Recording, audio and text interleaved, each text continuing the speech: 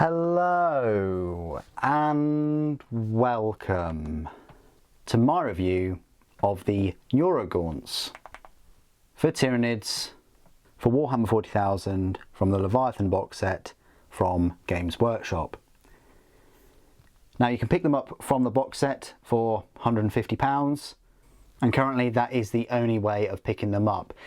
I'm sure they'll be released separately at some point, but just not yet. The format of this review will be as follows. We'll take a closer look at these Neurogaunts.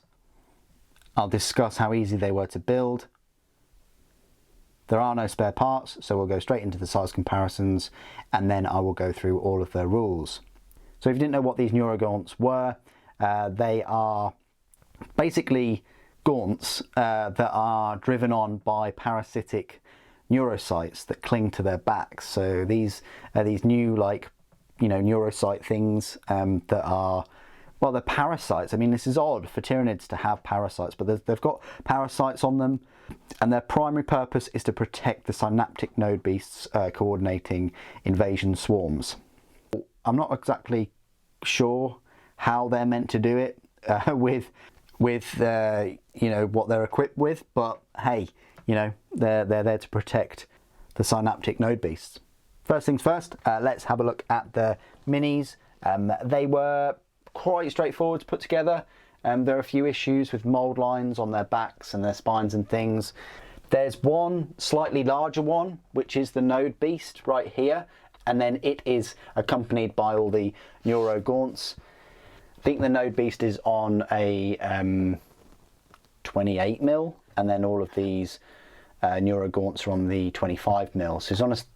So it's on a slightly larger base than the Neurogaunts. Let's have a little look at it up close.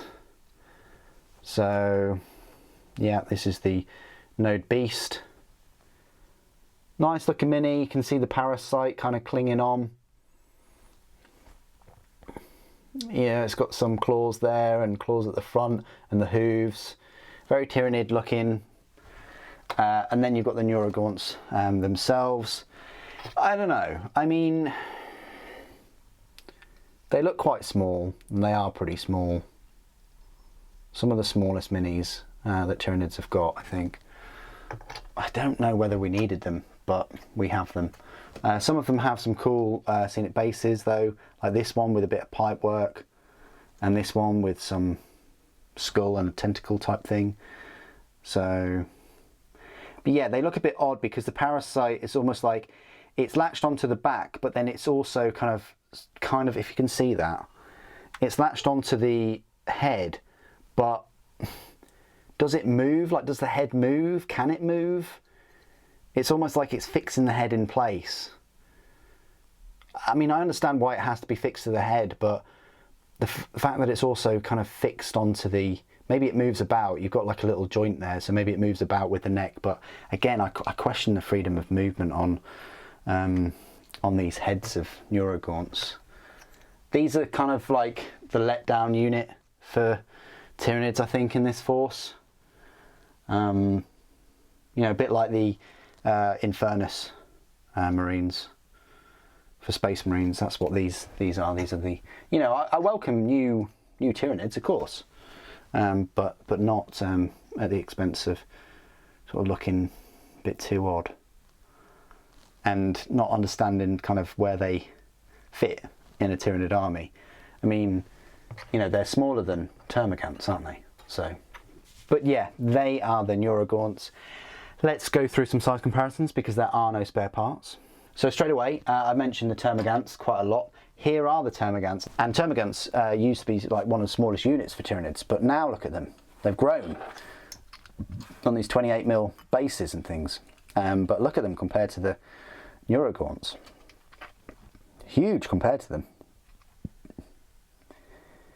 And what are the Neurogaunts armed with? Just claws, whereas the Termagants have got claws and weaponry as well.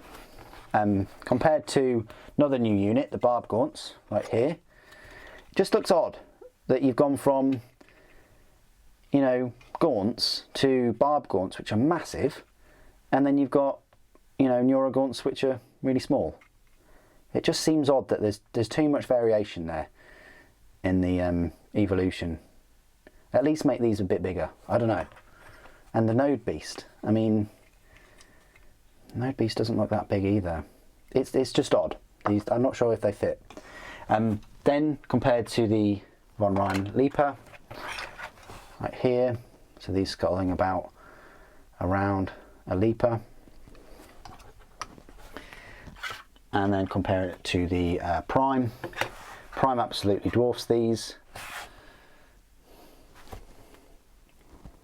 And then the Screamer Killer, of course, yeah, heavily dwarfs them.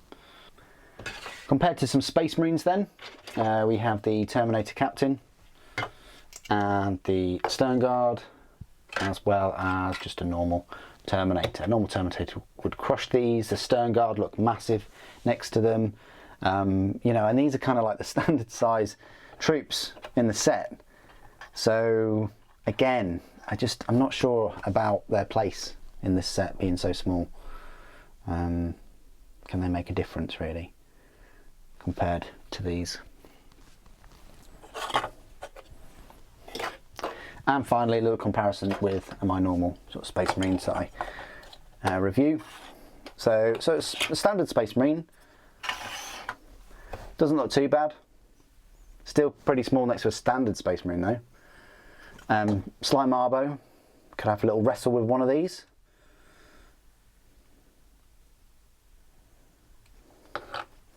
And then of course an Intercessor, we've already sort of done a comparison, but these things are barely up to the waist of an Intercessor. So, and this is the issue when you're making Space Marines this big, having, you know, when you start making some units and creatures very small, then they look sort of too small. But hope that size comparison has helped you kind of understand that Neurogaunts are tiny in the set. Let's go through all of the rules. Okay, this is my part of the review where I will go through all of the rules for the Neurogaunts. As I've mentioned before, the unit consists of 1 Neurogaunt Node Beast and 10 Neurogaunts.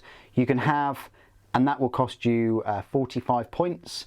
If you go for 11 to 20, that will cost you 90 points. You can also go for 2 Node Beasts and 20 of them for 90 points. So you might as well just, you know, get a second Node Beast and have 20 Neurogaunts as well. You know, for no extra points cost.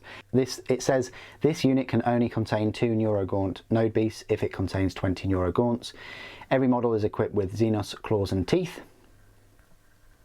So what are you getting for these 45 points? Very, very cheap unit. Well, their stat line is pretty poor. Their movement speed is 6 inches. Their toughness is only 3. They only get a 6+ save. They get 1 wound each. Their leadership is 8+, and their objective control is 1. The only weapons they have, and I thought they'd have some kind of like psychic ability or something, psychic weapon that they could use, is their melee weapon, which is Xenos claws and teeth, which is just 1 attack, 4+ to hit, strength of 3, AP 0, damage 1, very weak.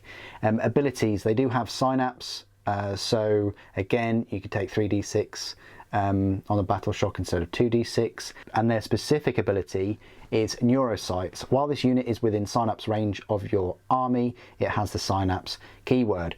So that's really odd because it says faction abilities synapse, so one would think that it already has synapse, but then if it's within range of your army, it also has synapse keyword. It's almost like if it's not within range, then it doesn't have synapse. So I'm thinking that if you've got any units that aren't synapse, then if they're within 6 inches of this unit, they gain the synapse rule. That's kind of what I'm reading between the lines here. Keywords: infantry, great devourer, endless multitude, Neurogaunts, and Tyranids.